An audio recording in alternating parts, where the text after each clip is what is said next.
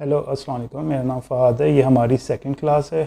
हमारी previous class के अंदर हमने डिस्कस किया था what graphic designing is, how it works and why do we need it. और इस क्लास के अंदर हम पढ़ने जा रहे हैं needed skills to be a pro designer. Pro designer होने के लिए हमारे पास क्या क्या स्किल्स होनी चाहिए, इसको मैंने 3 पॉइंट्स में डिवाइड किया है। 3 पॉइंट्स हैं जिसको होना हमारे लिए बहुत ज़रूरी है। अगर हम वो पॉइंट्स नहीं अचीव कर सक रहे और हम लोग वो चीज़ नहीं कर रहे तो भाई सीधी बात है कि आप ग्राफिक डिज़ाइनर बन के कोई ख़ास तीर नहीं मार लेंगे। मार्केट में ऑलरेडी बहुत सारे इस तरह के डिज़ाइनर मौजूद हैं जो ये स्किल्स नहीं रखते और सिर्फ फ़ोटोशॉप इलस्ट्रेटर सीख के आ जाते हैं काम करने के लिए, और फिर उनको प्रॉब्लम हो रही होती है। सेम विद द क्लाइंट को भी वो क्रिएटिव काम नहीं मिल पा रहा होता है। तो ये 3 पॉइंट्स मैंने निकाले हैं जो कि बहुत इंपॉर्टेंट है।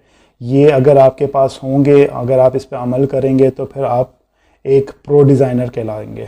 सही है। सबसे पहला पॉइंट इसमें आ जाता है क्रिएटिव थिंकिंग। आप कोई भी चीज़ बनाने जा रहे हैं तो आपकी जो थिंकिंग है उसके पीछे बिहाइंड कि आप क्यों बना रहे हैं, क्या रीज़न है, क्या उससे अचीव करने जाएंगे, वो क्रिएटिव होनी चाहिए। उसको अगर सही इजी अल्फाज में बोलें कि आप अपनी डिज़ाइनिंग नॉलेज बढ़ाते हैं, जितना आप बढ़ा सकते हैं, जितनी आपके माइंड में उसकी लाइब्रेरी बनेगी, जितने आपके माइंड में उसके पास डिज़ाइन से रिलेटेड इंफॉर्मेशन होगी, उतना ही अच्छा आप क्रिएटिव थिंक कर सकते हैं। इसको मज़ीद हम लोग इस पॉइंट में डिवाइड कर सकते हैं कि भाई प्रीवियस यानी कि पास्ट हिस्ट्री क्या रही है डिज़ाइनिंग की। फॉर सपोज़ जैसे कि अगर आप पोस्टर डिज़ाइनिंग कर रहे हैं या आप कार्ड डिज़ाइन कर रहे हैं तो उसकी पास्ट क्या रहा है, तो वो थोड़ा सा आपको हिस्ट्री जाननी चाहिए कि भाई पहले कार्ड कैसे बनते थे, उसमें क्या क्या फ़ॉन्ट्स यूज़ होते थे, किस तरह के कलर कॉम्बिनेशन लोग यूज़ करते थे, कौन से कंट्रास्ट लगते थे। तो इससे क्या होता है कि आपको ये पता चल जाता है कि क्या चीज़ आपने नहीं यूज़ करनी, और अगर यूज़ करनी भी है तो जैसे कोई ट्रेंड है वो अभी भी चला आ रहा है तो वो फिर आप फॉलो करते हैं। अदरवाइज़ फिर आप उसको ऑब्सोलीट करते हैं कि भाई ये ऑलरेडी यूज़ हो चुका है, मार्केट में आ चुका है, अब ये दोबारा नहीं चलेगा।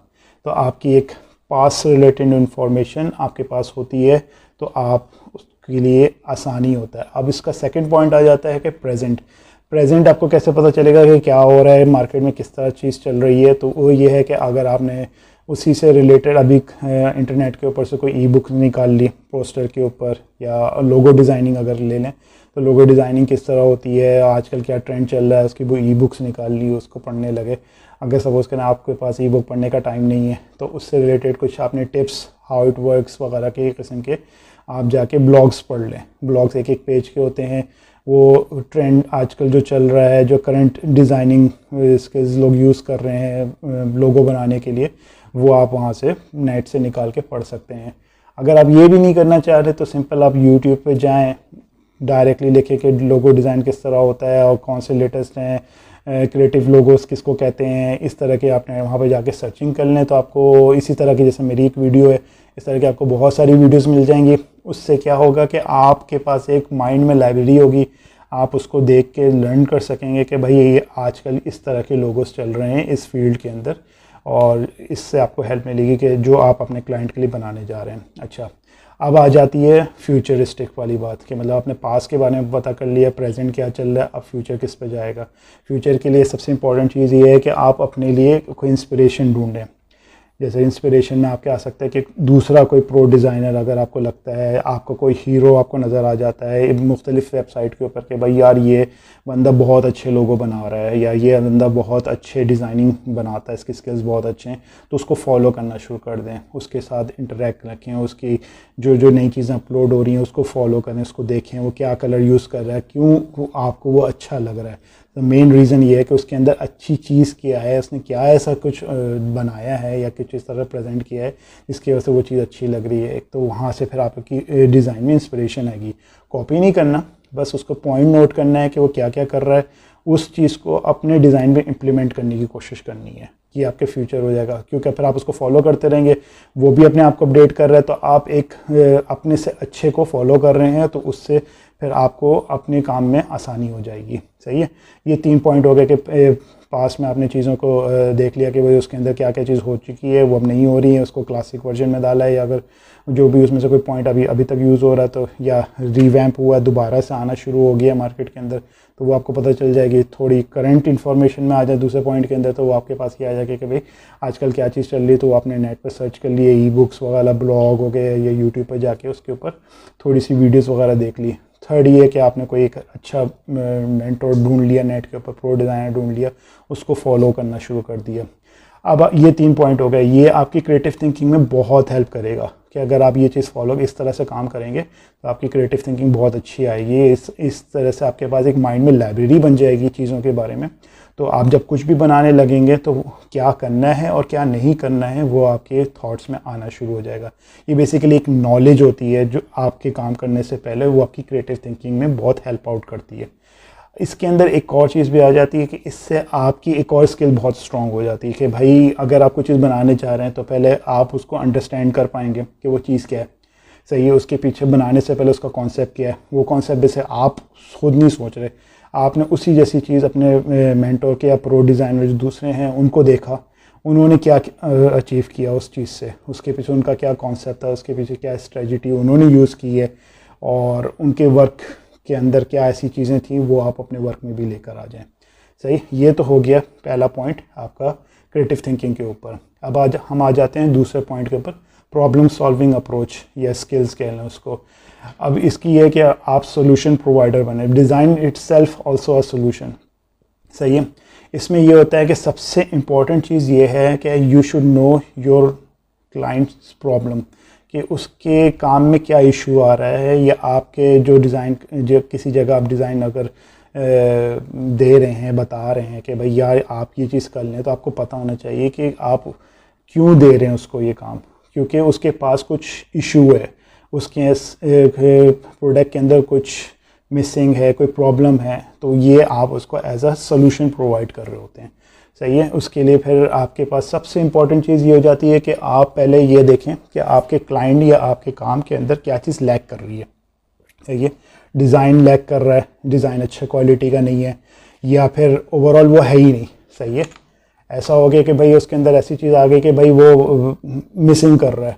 फॉर एग्ज़ाम्पल कोई कंपनी है, उसको लोगो बनाना है, लोगो नहीं बनाना, बेसिकली वो एक काम कर रही है ऑलरेडी, उसके बाद लोगो नहीं है, उसने एक खाली टाइप फेस उठाया, उसने एक फॉन्ट यूज़ किया और चला लिया। अब मार्केट में उसके तमाम कंपेटिटर के पास लोगोज हैं, उसके पास नहीं है। अब उसको रियलाइज़ ही नहीं हो पा रहा है कि मेरे पास क्या चीज़ मिसिंग है। तो फिर आप उसको बताते हैं कि भाई देखें आपके पास लोगो नहीं है, आपकी ब्रांड आइडेंटिटी नज़र नहीं आती किसी भी जगह पे, सिर्फ ये टेक्स्ट लिखा आता है, इसी वजह से इसके ऊपर ज़्यादा लोगों की अट्रैक्शन नहीं आती, आई कैची भी नहीं है। सही है, तो इसलिए कि आप लोगो बनाएं, ये आपने एक उसको सोल्यूशन प्रोवाइड किया। सही है, एक तो ये हो गया कि भाई आपको पता हो कि क्या चीज़ लैक कर रही है, क्या चीज़ मिसिंग है, क्या चीज़ एम्प्टी है। सेकंड चीज़ ये हो जाती है कि भाई फंक्शन प्रोवाइड कर रही है या नहीं कर रही है। अगर किसी ने कोई डिज़ाइन बनाया हुआ है और वो दिख भी रहा है, सब कुछ है, उसके ब्रांड आइडेंटिटी भी है, ब्रांडिंग भी हुई है, लेकिन वो आई कैची नहीं है, या वो गोल अचीव करके नहीं लेकर आ रहा जो रिक्वायर्ड है, तो भाई उसके अंदर कोई फंक्शन रिलेटेड कोई इशू है। अब फॉर एग्जांपल उसने कोई ऐसी चीज़ बना ली कि भाई उसकी इंडस्ट्री को रिप्रेजेंट ही नहीं कर रही। सही है, वो देखने में बहुत अच्छी है लेकिन फंक्शनल नहीं है, क्योंकि वो रिप्रेजेंट नहीं कर रही, तो वो आपको अचीव नहीं करके दे रही कि जो उसका मकसद था, तो वो आप करेक्ट कर सकते हैं। सही है, उसके बाद फिर कॉम्बिनेशन देखा जाता है कि भाई कोई चीज़ अच्छी भी लग रही हो और मकसद को भी पूरा कर रही हो, तो दोनों चीज़ें कि वो कन्विंसिंग भी हो, सही है, फंक्शनल भी हो, और साथ साथ अच्छी भी लगे, अट्रैक्ट भी कर रही हो, तो वो सारी चीज़ें भी हमें देखनी चाहिए। अब वो भी होता है कि भाई अगर फंक्शनल भी है, देखने में भी अच्छी लग रही है, लेकिन फिर भी रिज़ल्ट प्रोवाइड नहीं हो रहा, तो फिर हम लोग जाते हैं तीसरे पॉइंट के ऊपर कि भाई उसके अंदर कुछ मिसिंग है। मिसिंग इस पॉइंट से कि हम या तो अपडेट नहीं हुए हैं मॉडर्न एरा के हिसाब से। सही है, अब ट्रेंड चेंज हो गया है तो हम ट्रेंड को फॉलो नहीं कर रहे, हम इवॉल्व नहीं हो पा रहे, हम इनोवेट नहीं हुए उस चीज़ के अंदर, हमें उसको इनोवेशन पे लेके जाना चाहिए। तमाम आपके कंपेटिटर अपने ट्रेंड्स को फॉलो करने चाहिए, तो कि आप उसकी जो ऑडियंस है, राइट ऑडियंस है, वो टारगेट नहीं हो रही है। सपोज़ करें कि भाई फॉर सपोज़ आपकी फॉर सपोज़ मर्सिडीज़ एक कंपनी है, एक गाड़ियाँ बनाती हैं, बहुत लग्जरियस कार्स होती हैं उनकी, लेकिन उनके पहले टारगेट ऑडियंस जो थी 80s के अंदर वो दूसरी थी। अब वो इस एरा के अंदर आ गए हैं, अब यहाँ पे सारे यंग लोग आ गए हैं, उनकी थिंकिंग अलग हो चुकी है। अब उस न्यू जनरेशन को टारगेट करना है, तो उसके लिए आपको अपने आप को अपडेट करना पड़ेगा। मर्सिडीज़ को भी फिर एक इस तरह की चीज़ लेंगे। हाँ, 80s में कुछ और ट्रेंड्स थे, कुछ और चीज़ लोग मांगते थे, और आज के दौर में लोग कुछ और चीज़ मांगते हैं। आज के दौर में लोग फ्यूल एफिशिएंसी के ऊपर ज़्यादा कॉन्सेंट्रेट कर रहे हैं। पुराने दौर के अंदर ब्यूटी और बोल्डनेस गाड़ी की होती थी, या स्ट्रॉन्ग कितनी है उसको देखा जाता था। आज वो ट्रेंड्स चेंज हो चुके हैं, तो फिर हमें ये देखना होगा कि हमें हमारा प्रोडक्ट डिज़ाइन जो भी है, तो वो इवॉल्व हुआ है, इनोवेट हुआ है या नहीं हुआ है। सही है। तो ये 3 इस तरह के पॉइंट्स हैं जो आपकी प्रॉब्लम सॉल्विंग करने में मदद करती हैं। फिर से रिपीट कर दूं कि अगर कोई चीज़ लैग कर रही है या फंक्शनल नहीं है तो वो आपने प्रोवाइड करनी है। सही है। सेकंड चीज़ है कि भाई फंक्शनल भी है, दिख भी रही है, लेकिन फिर भी परफॉर्म नहीं कर रही, तो इसका मतलब ये है कि कुछ ना कुछ उसमें मिसिंग है, कुछ पर्टिकुलर लेवल की चीज़ ना। तो वो आप उसके जैसे कि अच्छी दिख रही है लेकिन फंक्शनल नहीं है, तो आपने फंक्शनल वाले पार्ट को एडिट किया, या फंक्शनल है लेकिन दिख अच्छी नहीं रही इसलिए वो परफॉर्म नहीं कर पा रही उस तरह से, लोगों की आईज ही नहीं उसके ऊपर टिक पा रही, आई कैची नहीं बन पा रही, तो वो हो गए। अब ये थर्ड पॉइंट आ गया कि भाई फंक्शनल भी है और आई कैची भी है लेकिन फिर भी नहीं रिस्पॉन्स आ रहा, तो पता चलता है कि भाई आप अपडेट नहीं हुए हैं, आप इनोवेट नहीं हुए हैं उस प्रोडक्ट को लेके। तो फिर आप इस दोनों को होने के बाद तीसरा पॉइंट पे आ जाते हैं कि आपको इवॉल्व भी होना पड़ेगा नए लोगों के साथ, न्यू टारगेट ऑडियंस के साथ, कि भाई अब लोगों के पास ट्रेंड ये चल रहा है। ये हो गया हमारा सेकंड पॉइंट जो कि प्रॉब्लम सॉल्विंग का हो गया, ये सोल्यूशन प्रोवाइडर। सही है। थर्ड पॉइंट आ गया ऑलवेज रेडी टू इम्प्रूव और इवॉल्व। ये भी बेसिकली हमारा जो प्रॉब्लम सॉल्विंग में थर्ड पॉइंट था उसी से रिलेटेड ही है। इसमें ये आ जाता है कि भाई आप अपने बारे में, आप ये अभी तक हम लोग सिर्फ क्लाइंट के बारे में डिस्कस कर रहे थे, आप डिज़ाइनर सेल्फ के अंदर अगर आ जाते हैं तो भाई आप हर अपने काम के ऊपर एक फीडबैक ज़रूर लें। ये पहला पॉइंट आ गया कि भाई आपके काम जो भी आप कर रहे हैं, तो आपके फील्ड से रिलेटेड जितने भी लोग हैं, आपके हीरोज़ हो गए, जैसे वही प्रो डिज़ाइनर जिसको आपको फॉलो कर रहे हैं, तो उससे आप फीडबैक ले लें। अब जो इस फील्ड को अपने फैमिली मेम्बर से या फ्रेंड से ना लें जो कि इस फील्ड के नहीं है, तो उनको तो वो तो कहेंगे भाई अच्छी चीज़ आपने बनाई है, या वो कहते हैं बुरी चीज़ है, तो वो मायने नहीं रखता। मायने कौन सा बात रखती है कि भाई उसी फील्ड का बंदा हो, प्रो डिज़ाइनर हो या बहुत ही अच्छा उस फील्ड से रिलेटेड हो, तो उसका जो रिस्पांस आएगा, उसके ऊपर जो फीडबैक आएगा, वो आपके लिए इम्प्रूवमेंट का ज़रिया बन सकता है। क्रिटिक्स भी आ सकते हैं कि भैया ये इतना आपने ख़राब बनाया ये वो, तो उसके अंदर से पॉजिटिवनेस वाली चीज़ आप निकालें और उससे अपने आप को इम्प्रूव करने की कोशिश करें। डिज़ाइन को नहीं, अपने आप को, कि भाई आप कुछ चीज़ मिस कर रहे हैं। आपने कुछ जैसे डिज़ाइनिंग के अंदर आपने फ़ॉन्ट बहुत पुराने यूज़ करते आ रहे हैं, लेकिन आपका डिज़ाइन अच्छा लेकिन फ़ॉन्ट्स मैच नहीं कर पा रहा, तो वो आपको कोई प्रो डिज़ाइनर ही आपको बता सकता है, या आपका मेंटर या ट्रेनर आपको ये बात बता सकता है कि भाई आपकी चीज़ इसमें लैग करती है, ये फीडबैक है और आप इस फ़ॉन्ट को चेंज कर लीजिए। सेकेंड पॉइंट ये आ जाता है कि भाई जिस तरह से उसमें प्रॉब्लम सॉल्विंग में था कि आप नए ट्रेंड्स के साथ, नए डिज़ाइन एलिमेंट्स के साथ, मॉडर्न स्टाइल एसेंशियल्स इनको यूज़ करते हुए डिज़ाइन बनाएं। क्योंकि जैसे मार्केट में ट्रेंड चल रहा है, हर साल डिज़ाइन का ट्रेंड आता है। ग्राफिक डिज़ाइन 2019 आ गया, 2020 आ गया, तो उसको आप देखें कि आजकल मार्केट के अंदर क्या चीज़ इन हो गई है, कौन से कॉन्ट्रास्ट कलर इन हो गए, कौन से फॉन्ट्स इन हो गए, कौन सी चीज़ आप ऑब्सोल्यूट हो गई है, निकल चुकी है। तो ये चीज़ आपके लिए बहुत इंपॉर्टेंट है। बेशक आप बहुत अच्छा बना रहे हैं, लेकिन आप 2018 का डिज़ाइन बहुत अच्छा बना रहे हैं 2020 के अंदर, तो वो मायने नहीं रखता। वो 2018 में बहुत आला था, 2020 में वो ऑब्सोल्यूट हो चुका है और कुछ नई चीज़ आ गई है, तो उस हिसाब से भी फिर आपको अपने आप को इवॉल्व करना पड़ेगा। इसी तरीके से इसका थर्ड पार्ट आ जाता है, थर्ड पार्ट ये आ जाता है कि डिज़ाइन स्मार्टली। अब कुछ जैसे आपका फ़ोटोशॉप हो गया, इलस्ट्रेटर हो गया, अब आप 2002 में भी था फ़ोटोशॉप इलस्ट्रेटर और 2020 में भी है। अब इसमें फ़र्क क्या आ गया कि भाई जो काम आप 5-6 क्लिक से करते थे, अब वो 2 क्लिक से होना शुरू हो गया है। तो ये वर्क स्मार्टली वाली चीज़ बात आ जाती है यहाँ पे कि जो काम आप ट्रेडिशनल वे में बनाते थे, जैसे फॉर सपोज़ आप एक टेबल बना रहे हैं या आप एक लोगो बना रहे हैं जिसमें आप ग्रेडियंट यूज़ कर रहे हैं, मैनुअली ब्रश से ग्रेडियंट यूज़ कर रहे हैं, बाद में पता चला ग्रेडियंट का टूल आ चुका है, फिर उसके अंदर और पैलेट्स आ गए हैं जो बस 1 क्लिक के ऊपर वो पूरा प्रॉपर उस तरह का ग्रेडियंट वो वाला लुक जनरेट कर सकते हैं रियलिस्टिक, जिस पर आप इतनी मेहनत कर रहे हैं। तो वर्क स्मार्टली होता है कि भाई finding a faster and easy way to design. सही है, इसमें यह कि जो जितना फास्ट वे में जो कुछ हो सकता है ना, वो चीज़ आप पहले पकड़ें। उस चीज़ को पकड़ने से फ़ायदा ये होगा कि आप मॉडर्न डिज़ाइनर्स के साथ compete कर सकेंगे। अगर आप वो ट्रेडिशनल वे में काम कर रहे हैं जिसमें आपको 10 मिनट लग रहा है, 20 मिनट लग रहा है, और नए डिज़ाइनर को वो 5 मिनट में वो रिज़ल्ट वो ला के दे रहा है, तो आप पीछे रह जाएंगे। बेशक आपने बहुत आला चीज़ बनाई है, लेकिन जो नया डिज़ाइनर है वो काम 2 मिनट में कर रहा है जो आप 15 मिनट में कर रहे हैं।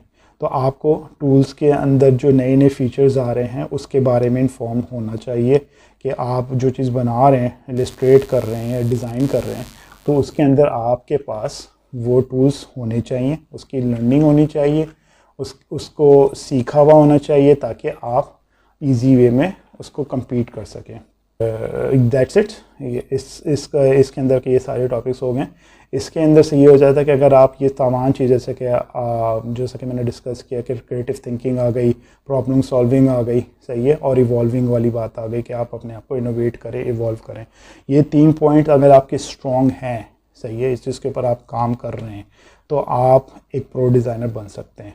अगर आप ये नहीं कर रहे तो आप प्रो डिज़ाइनर नहीं बन सकते। ये चीज़ आपके लिए ज़रूरी है। इसको अगर मैं और इजी वर्ड में बोलूँ कि अपने आप को टाइम के साथ अपडेट करना, सही है, और नए ट्रेंड को फॉलो करना, प्रॉब्लम सॉल्विंग स्किल्स अपने अंदर पैदा करना, सही है, और अब पीछे पास की तमाम चीज़ें जो जो डिज़ाइन की हिस्ट्री है, लाइब्रेरी है, वो अपने माइंड में फिट करना कि भाई मैं कुछ बनाने जा रहा हूँ तो मैं बैठ के सोचूँ ना, मेरे पास फ़ौरन से आइडियाज़ आए, फ़ौरन क्लिक हो मेरे माइंड के अंदर, क्योंकि मेरे पास ऑलरेडी मेरे ब्रेन के अंदर वो चीज़ मौजूद है, तो मैं फ़ौरन से क्रिएटिव थिंक कर सकूँगा चीज़ को। प्रॉब्लम सॉल्विंग में मैं फ़ौरन से हाथ मार सकता हूँ कि भाई यहाँ मुझे फ़ौरन से दिख रहा है कि यार यहाँ पे इसने कुछ गड़बड़ की हुई है, इसको यहाँ पे मैं सोल्यूशन प्रोवाइड कर सकता हूँ। थर्ड पॉइंट कि भाई मैं लेटेस्ट चीज़ों को अप्लाई कर रहा हूँ, फास्टेस्ट वे में डिज़ाइन कंप्लीट करके दे सकता हूँ। तो ये 3 पॉइंट अगर आपके अंदर मौजूद हैं, सही है, तो आप एक प्रो डिज़ाइनर बन सकते हैं।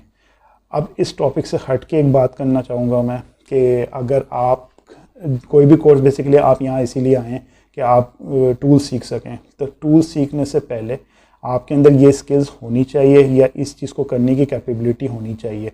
अगर आप में ये कैपेबिलिटी नहीं है तो आप जस्ट टूल सीखे तो आप किसी भी प्लेटफॉर्म पे जाके कोई भी टूल सीख सकते हैं, सही है, लेकिन उसकी जो मकसद है कि भाई आप उस टूल को सीख के एक अच्छे डिज़ाइनर बने और अच्छा पैसा कमा सकें, सही। असल मकसद तो यही होता है। कोई भी बंदा कोई भी फील्ड चूज़ करता है तो उसका मकसद होता है कि भाई मुझे वहाँ पे इज़्ज़त मिले, मुझे अच्छा पैसा मिले, मुझे रिस्पेक्ट मिले, तो उसके लिए ये चीज़ें होना बहुत ज़रूरी है। अगर आप प्रो डिज़ाइनिंग के स्किल्स को फॉलो नहीं करेंगे तो फिर फ़ायदा नहीं है, सीधी बात है।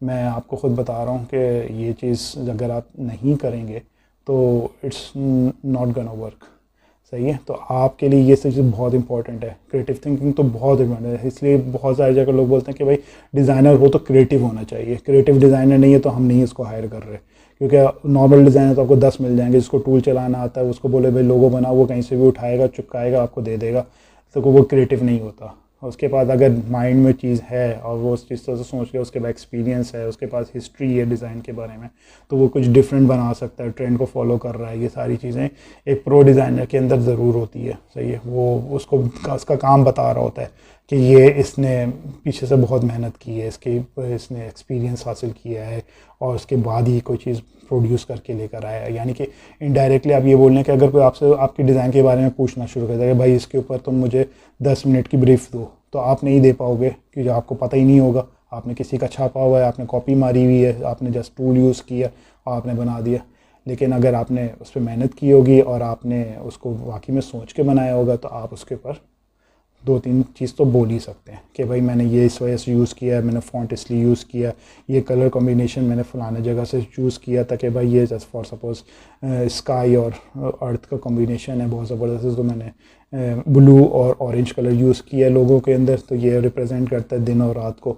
इस तरह के बहुत सारे टॉपिक्स हैं जिसके ऊपर वो बात कर सकता है अपने लोगों के बात में, उसके पीछे कॉन्सेप्ट क्या है, इसके पीछे स्ट्रेटजी क्या यूज़ की उसने, तो वो सारी चीज़ें वो बात कर सकता है। अगर वो क्रिएटिव नहीं है, सही है, प्रो डिज़ाइनर नहीं है, तो वो नहीं बोल पाएगा बेचारा। वो बिला बोलता रहेगा, 10 चीज़ें बोलेगा, लेकिन सामने वाले को फ़ौरन पता चल जाएगा कि भाई ये फजूल की बातें कर रहा है, इसने कहीं से उठाया है और मुझे चिपका दी है। तो ये ज़रूरी स्किल्स है, सही है। अब हम तीसरी क्लास की तरफ जाएंगे इंशाल्लाह। इसके बाद वाले में हम उसमें फिर भी डिस्कस करेंगे विजुअल कम्युनिकेशन और टाइपोग्राफी। सही है, ये थोड़ा सा विजुअल रिलेटेड होगा। मैं इसको ये वाले कोर्स को आपको थोड़ा सा मॉनिटर के साथ समझाऊंगा। उसमें ज़्यादातर मैं, क्योंकि ये सिर्फ ज़बानी आपको नहीं समझ आएगी जब तक आप विजुअली इसको देखेंगे नहीं, क्योंकि विजुअल से रिलेटेड ही बात है, टाइपोग्राफी से रिलेटेड बात है, तो वो जब तक आप देखेंगे नहीं तो आपको इतना ईजिली समझ नहीं आएगा। तो इंशाल्लाह तीसरी से थर्ड क्लास के अंदर हम लोग विजुअल कम्युनिकेशन और टाइपोग्राफी के ऊपर बात करेंगे। Thank you.